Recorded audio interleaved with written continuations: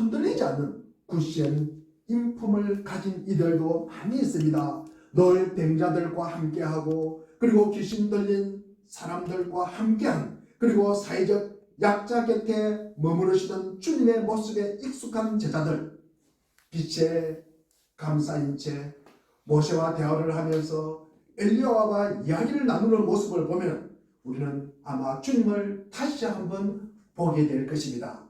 그때서야 제자들은 주님이 하나님의 아들임을 알게 되었습니다. 이미 수단을 예고하셨던 주님은 공고하고 괴로운 날을 견뎌야 할 제자들에게 그런 거룩한 모습을 보여주심으로 영적인 힘을 제자들에게 공급해 주고 싶었던 것입니다.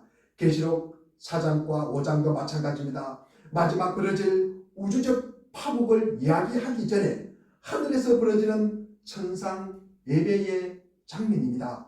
요한은 보좌에 앉으신 분과 죽임당한 어린 양을 보았습니다. 그 주위에 금멜류관을 쓴 24명의 장로들이 앉아있고 앞뒤에 눈이 가득 달린 네 생명과 천군 천사들은 보좌에 앉으신 분과 어린 양에게 찬양을 올려드립니다. 하늘과 땅과 땅 아래 바다에 있는 모든 피조물도 하나님과 그 찬양에 동참합니다. 우주적 대합창입니다. 그 놀라운 비전을 공유한 이들은 이후에 닥쳐올 어떤 시련과 그리고 고난도 넉넉하게 아마 이겨낼 수가 있을 것입니다.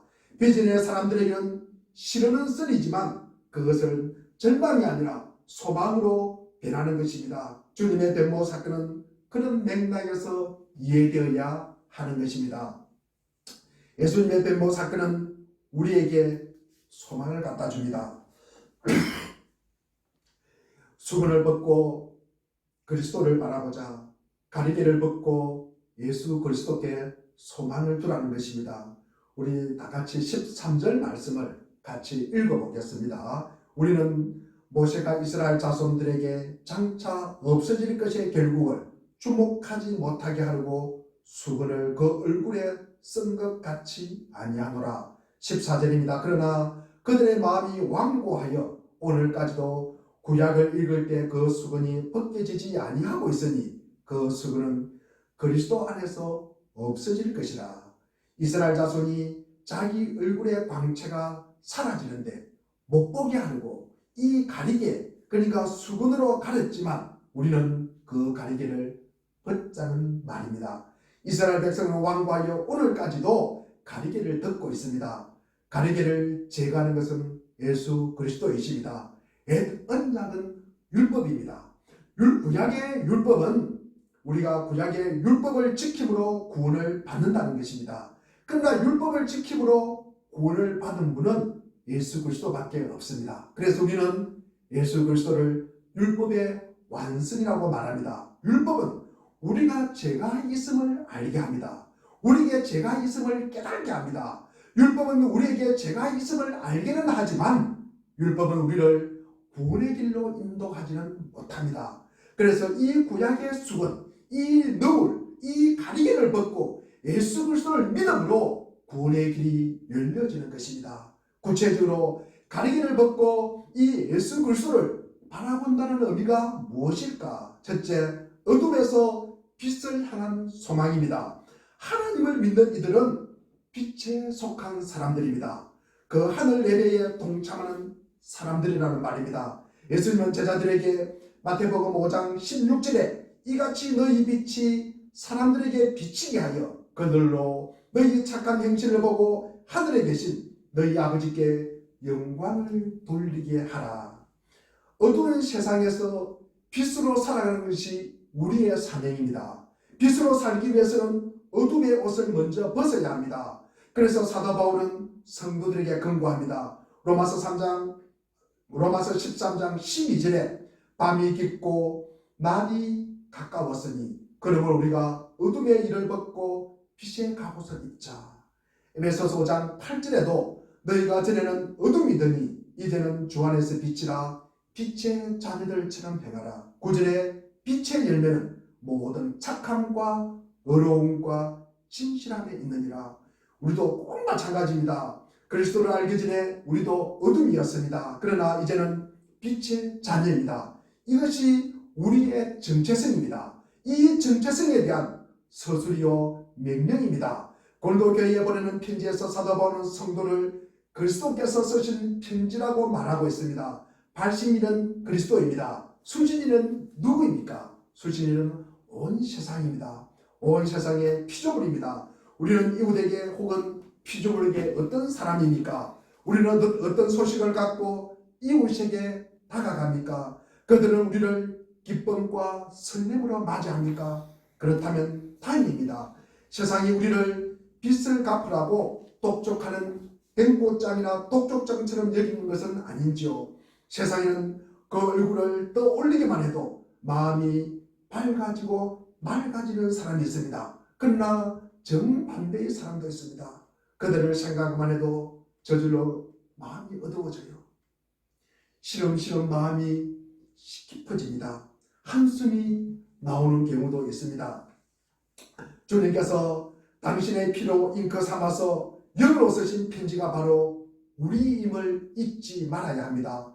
하나님의 영으로 그리스도의 보혈로 우리의 마음판에 쓴 편지입니다. 그 편지가 우리입니다. 편지에 적힌 내용이 무엇입니까? 구원에 관한 내용입니다. 구원에 관한 내용이 무엇입니까? 변화되었다는 내용입니다. 어둠의 자식이 빛의 자녀들처럼 변화되었다는 내용입니다. 이기적인 사람이 이타적인 사람으로 변화한 내용입니다. 절망의 심년에 갇힌 채 우울하게 살던 사람이 희망과 소망을 노래하는 사람으로 변한 내용입니다. 적개심과 분노를 가지고 다른 이를 대하는 이들이 이웃을 따뜻한 사랑으로 환대하는 사람으로 변한 내용입니다. 교회사는 온통 이런 내용입니다. 우리는 흔히 남을 변화시키려고 했습니다. 우리는 타인이 바뀌지 않는 모습을 보면서 울분을 토합니다. 그리고 때때로 되지 않을 때 화를 내며 속상해합니다. 그러면서도 정작 자기 자신은 변화시키려고 하지 않습니다. 이것은 굳어짐의 표징입니다. 14절에 완고하여 변화되어야 할 이는 다른 이가 아니라 바로 누구입니까? 나입니다. 나 자신입니다. 변화되어야 할 이는 나입니다. 알프레드 아들러는 누군가를 이해하지 못한다. 그러면서 이웃과의 관계가 어려움을 겪고 있다. 그것뿐만 아니라 진정으로 거짓말을 하는 이유가 무엇일까? 우리가 불안해하는 이유가 무엇일까? 우리가 행복하지 않는 이유가 무엇일까? 우리가 화를 내는 이유가 무엇일까? 우리가 실패했다고 우울해하는 그 진짜 이유가 무엇일까? 항상 나를 가로막는 나에게 있는 것입니다. 그것은 바로 열등감입니다. 이런 열등감이 이런 우리에게 어려움을 자초하는 것입니다. 하나님께서 우리는 이 열등감에서 벗어나 당당하게 처신하는 길은 예수 그리스도를 나의 구주로 알고 깨닫는 것입니다. 나의 죄를 대속하신 예수 그리스도를 만나는 것입니다. 내가 지금 여기 있는 것도 그분의 보배로운 피로 인함이라 그 십자가로 구원받는 기쁨을 아는 것입니다. 하나님께서 우리를 빛의 자녀로 삼아주신 까닭도 우리를 새 언약의 일꾼으로 삼기 위함입니다. 우리에게 천국의 소망을 갖게 하기 위함입니다. 우리를 본 이웃도 그 소망을 갖게 하기 위함입니다. 사도 바울은 다메섹 도상에서 벌하신 예수 그리스도를 만난 후에 이런 고백을 합니다. 사도행전 26장 18절에 보면은 그 눈을 뜨게 하려 어둠에서 빛으로 사탄의 권세에서 하나님께로 돌아오게 하고 제사함과 나를 밀어 거룩하게 된 무리 가운데 기업을 얻게 하리라. 예수 그리스도 안에 있을 때 우리가 어둠과 빛의 차이를 알게 되는 것입니다. 그러면서 우리는 빛을 선택하는 것입니다. 그리고 사탄의 권세와 하나님의 권세를 분명한 차이를 알게 되는 것입니다. 그러면서 우리는 하나님을 믿게 되는 것입니다. 우리의 제사함 그리고 거룩함도 마찬가지입니다. 예수 그리스도를 만나야 이에 대한 눈이 열려지고 그 차이를 알게 되는 것입니다. 언약의 일꾼은 땅만 바라보지 않습니다. 언약의 일꾼은 늘 위에 있는 것을 추구합니다. 골로새서 3장 1절에 보니까 그러므로 너희는 그리스도와 함께 다시 살리심을 받았으니 위의 것을 찾으라. 성경은 위의 것을 추구하는 이들을 새 사람이라고 이야기합니다. 고린도서 3장 10절에 보니까 새 사람을 입었으니 이는 자기를 창조하신 이의 형상을 따라 지식에까지 새롭게 하심을 입은 자니라. 그대없이 새로워진다는 것은 자기 속에 고착되지 않음을 뜻합니다. 겸손하게 배우려 합니다. 자기의 부족함을 안타까워하는 사람입니다. 이런 사람이 새로운 사람입니다. 변화의 목표와 방향은 어디입니까? 하나님의 형상을 닮아가는 것입니다. 다시 말해서 우리의 존재 자체가 하나님의 살아계심에 대한 증거입니다. 이게 우리가 품고 당당하게 살아가야 할 소망이요 빛의 자녀들의 삶입니다. 두 번째로 가리개를 벗고 예수 그리스도를 바라본다는 것은 움츠림과 억압에서 자유함을 향한 소망입니다. 12절에 보니까 우리는 이런 소망을 가지고 있으므로 아주 담대하게 처신합니다. 믿음의 사람은 괜히 남의 눈치를 보며 주눅들거나 어정쩡하게 세상과 타협하지 않습니다. 복음이 가리키는 방향으로 꾸준히 나아갑니다. 사도 바울은 이런 담대함의 뿌리가 무엇인지를 보여주고 있습니다. 로마서 1장 16절을 더 보면 나는 복음을 부끄러워하지 않습니다. 로마서 8장 31절에도 하나님이 우리 편이시면 누가 우리를 대적하겠습니까? 이 당당함을 담대한 소망이라 해도 될 것입니다. 오늘 본문 3장 12절에 담대하게 처신한다는 것은 4장 1절에 낙심하지 않는 것과 같은 내용입니다. 이러한 당당함은 어디에 근거하는 것일까? 오늘 본문 4장 2절에 대답하고 있습니다. 이에 숨은 부끄러운 일을 버리고 속임을 행하지 아니하며 하나님의 말씀을 혼잡하게 하지 아니하며 오직 진리를 나타내므로 하나님 앞에서 각 사람의 양심에 대하여 스스로 추천하노라. 자유롭고 당당하게 처신하려면 부끄러운 일을 하지 않아야 합니다. 이따금 어려운 일을 만나더라도 포기하지 않습니다. 가면을 쓰거나 숨기는 짓을 안 씁니다. 술수를 쓰거나 벽 위에 조작하지 않습니다. 우리는 하나님의 말씀을 혼잡하게 하지 않는다. 혼잡하다는 것은 거래하다는 것입니다. 장사한다는 말씀입니다. 그래서 내가 유익되는 것만 하고 내가 손해보는 것은 하지 않는 그런 짓을 하지 않는다는 것입니다. 오히려 우리가 행하고 말하는 모든 것은 사람들 앞에서 훤히 드러내고 진리를 공개하여 원하는 사람 누구든지 하나님 앞에서 판단할 수 있어야 하는 것입니다. 내 유익만을 구하지 않을 때, 남에게 숨겨야 할 일이 없을 때 우리는 당당할 수가 있습니다. 숨김이 없고 부끄러움이 없을 때 우리는 자유함을 누립니다. 죄짓는 순간에 온 세상이 덜굴이나 우리를 고발하는 것처럼 느낍니다. 죄를 짓는 순간에 양심의 가치를 느끼는 순간에 온 세상이 나를 향하여 우리를 향하여 손가락질하는 것 같습니다. 나쁜 깨도 강교하게 행할 때도 마찬가지입니다. 믿음의 이들은 진리를 세상에 드러나는 사람들입니다. 스가랴서에 보면은 하나님은 여호수아 대제사장과 그의 동료들을 향해서 스가랴 3장 8절에 보니까 너희는 모두 앞으로 나타날 일에 표가 되는 사람이다. 우리 모두가 나타날 일에 표가 되는 사람이 되어야 합니다. 예수 그리스도의 살아계심을 증가하는 표가 되는 사람, 예수 그리스도의 부활을 증가하는 표가 되는 사람이 되어야 합니다. 우리가 바라는 세계는 아직도 당도하지 않았습니다. 하지만 우리는 그 세계를 앞서 보여주는 사람이 되어야 합니다. 우리의 삶의 근거는 가시적인 이 세상이 아니라 하나님 나라입니다. 고린도후서 4장 18절도 우리가 주목하는 것은 보이는 것이 아니요 보이지 않는 것이니 보이는 것은 잠깐이요 보이지 않는 것은 영원합니다. 이게 믿음입니다. 이게 바로 히브리서 11장 1절에 믿음은 바라는 것들의 실상이요 보이지 않는 것들의 증거다. 믿음은 우리가 희망한 것들을 현실이 되게 하는 것입니다. 우리가 보지 못하는 것들을 증명합니다. 이런 소망의 담대함을 가지고 자유함이 늘 우리에게 있기를 바랍니다. 세 번째로는 가리개를 벗고 우리가 예수를 바라보는 것은 허상, 그러니까 가면을 벗고 실상을 보는 소망입니다. 바울은 이런 진리를 설명하기 위해서 이 모세의 수건, 그러니까 가리개의 이야기를 들려줍니다. 하나님과 만난 후에 산에서 내려온 모세의 얼굴은 빛이 났습니다. 하지만 그 빛은 영원히 지속되는 것이 아닙니다. 13절에 보니까 바울 사도는 모세가 자기 얼굴의 광채가 사라지는 것을 사람들이 보지 못하게 하려고 얼굴에 수건을 썼다고 말하고 있습니다. 이 수건, 너울, 그러니까 가리개는 우리로 하여금 실상을 보지 못하게 합니다. 이스라엘 백성들은 에덴약, 그러니까 구약을 읽을 때도 가리개를 벗지 않았다.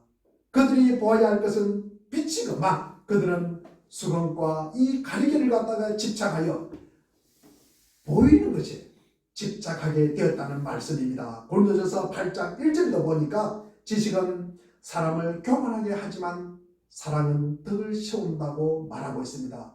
율법 조문은 알지만 그 속에 담긴 정신을 보지 못할 때 교만에 빠지기 쉽습니다. 가리개는 벗겨져야 실상을 볼 수가 있습니다. 눈을 덮고 있는 비늘이 벗겨져야 마땅히 보아야 할 것을 볼 수 있는 것과 같은 이치입니다. 우리는 익히 선입견이나 편견을 가지고 있습니다.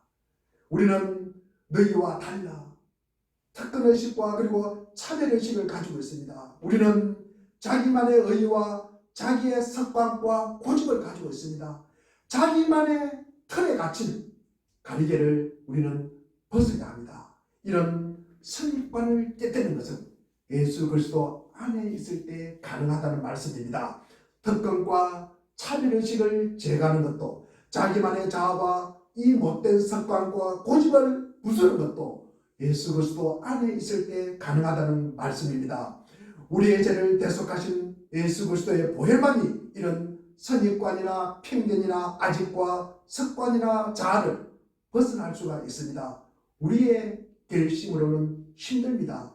내가 알고 보는 틀 안에 고정되면 하나님께서 주시는 이 영의 능력을 공급받을 수가 없습니다. 어린 양 예수가 인도하는 대로 우리는 따라 살아갈 수가 없습니다. 교회는 자주 도움을 요청하는 분들이 찾아옵니다. 그때마다 저는 최선을 다해서 식사를 대접하고 라면을 끓여주고 그리고 자비를 지어서 보내드립니다.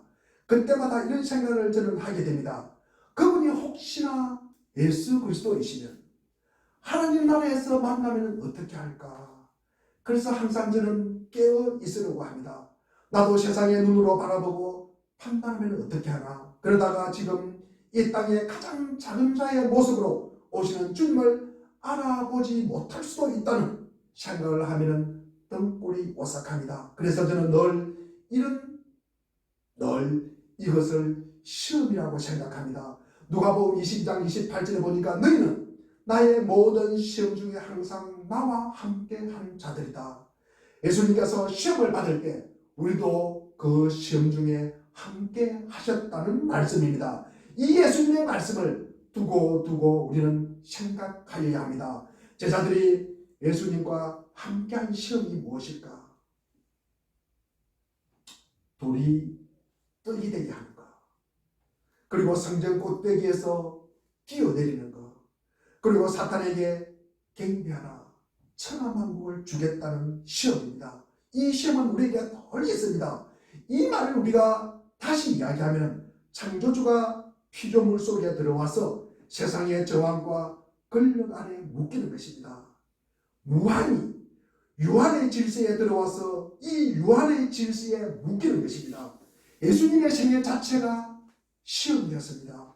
그분의 무한 그리고 초월, 그분의 권력을 가지고도 세상을 명령하지 않았습니다. 세상을 복종시키려고 하지 않았습니다. 즉 창조주가 피조물에게 묶임을 당한다. 주인이신 분이 세상에 들어와서 종에게 기꺼이 묶이는 것입니다. 그렇다면 예수 그리스도가 십자가의 죽임을 당한 것, 이것이 아마 이해가 될 것입니다. 요즘 와서 제가 늘 마음속에 생각하는 것이 어떻게 예수님이 십자가에 피 흘려서 돌아가셨을까? 이 십자가의 사건이 이해가 된다면 예수 그리스도의 죽음이 우리에게 받아들여진다면 이 세상에 일어나는 어떤 일도 이해가 될 것입니다. 그래서 보이는 것만으로 판단하지 말아라. 내 눈에 씌어진 가리개를 통해서 바라보면 하나님조차도 창조주조차도 왜곡할 수 있다는 것입니다. 그러면 어떻게 해야 그 가리개가 벗겨질까? 우리 14절 하반절에도 그 수건 가리개가 예수 그리스도 안에서 없어질 것이다. 16절에도 언제든지 주께로 돌아가면 그 수건이 벗겨지리라.